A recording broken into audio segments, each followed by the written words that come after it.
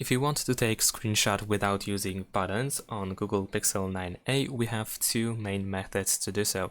The first method is to open the background apps. So for example, if I open settings, I can go to background apps, there we go, and then over here we have the screenshot option, so we can take the full screenshot of the opened app. And the second method that allows you to capture the screenshot is the back tap gesture. However, it needs to be set up first. So once you go to settings, scroll down to system, then go to gestures, and over here we have quick tap to start actions. So we want to enable use quick tap and make sure that take screenshot option is selected. Now if you go, for example, to the home screen, you should be able to double tap the back of the phone.